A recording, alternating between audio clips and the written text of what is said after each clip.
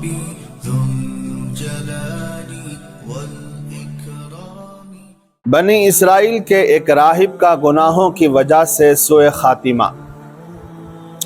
بنی اسرائیل کے ایک راہب کا واقعہ بھی سن لیجئے جو بڑا عبرتناک ہے اور ایک کے بعد ایک گناہ میں پھنسنے کی صورت میں بھی سامنے لاتا ہے۔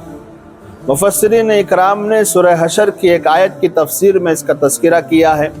وہ آیت ہے کَمَثَلِ الشَّيْطَانِ اِذْ قَالَ لِلْإِنسَانِ اكْفُرْ فَلَمَّا كَفَرَ قَالَ إِنِّي بَرِيءٌ مِّنْكَ إِنِّي أَخَافُ اللَّهَ رَبَّ الْعَالَمِينَ۔ جیسے شیطان کا قصہ ہے کہ انسان سے کہتا ہے کہ کفر کر کافر ہو جا، پھر جب وہ کافر ہو جاتا ہے تو وہ کہہ دیتا ہے میں تجھ سے بری ہوں، میں تو اللہ رب العالمین سے ڈرتا ہوں۔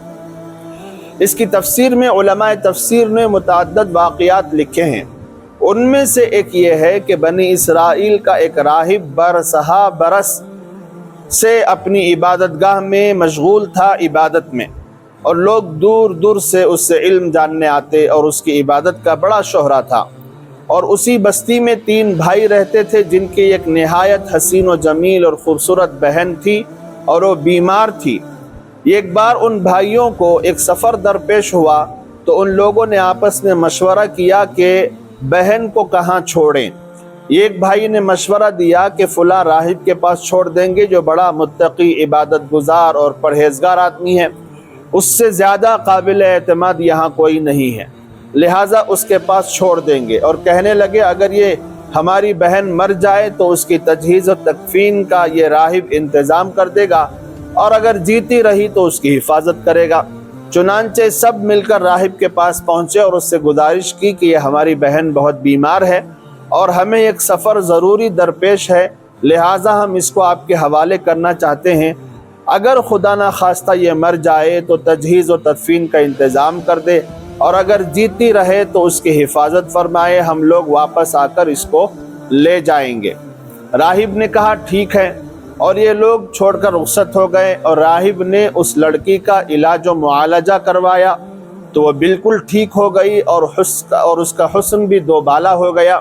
اور راہب کو شیطان نے یہاں سے بہکانا شروع کر دیا کہ اس کے ساتھ زنا کرے، مگر راہب بہت بچتا رہا، مگر شیطان اس کو مزین کر کر کے سامنے لاتا رہتا تھا، یہاں تک کہ وہ راہب ایک بار زنا کے فعل شنیع میں مبتلا ہو گیا اور وہ لڑکی اس کی وجہ سے حاملہ بھی ہو گئی۔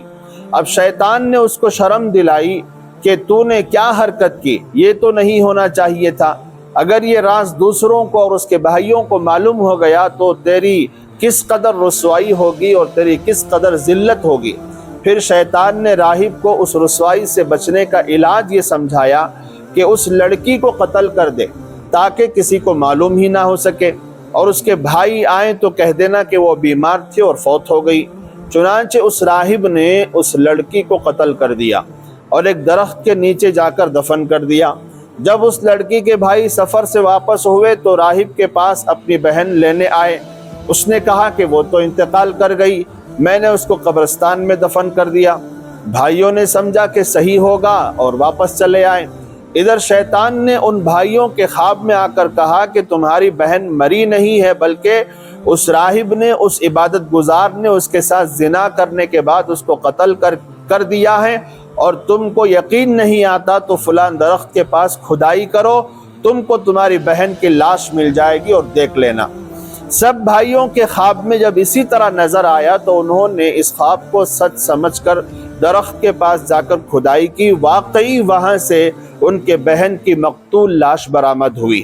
جب شیطان نے اس طرح بھائیوں کو اس واقعے سے باخبر کیا اور وہ اس پر مطلع ہوئے تو ان کو بہت غصہ آیا اور راہب کو مارنے آئے، اور شیطان نے ادھر جب راہب کو ان کے سامنے رسوا کر دیا اور لوگ اس کو قتل کرنے آئے تو اب راہب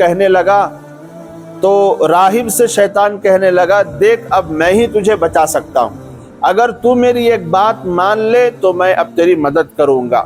راہب نے کہا اچھا میں تمہاری ہر بات مانوں گا۔ تو شیطان نے کہا مجھے ایک سجدہ کر دے، میں تجھے بچا لوں گا۔ تو اس نے فوراً سجدہ کیا تو کہنے لگا میں تجھ سے بری ہوں اور میں خود اللہ رب العالمین سے ڈرتا ہوں، خوف کھاتا ہوں۔ یہ واقعہ تفسیر طبری میں موجود ہے۔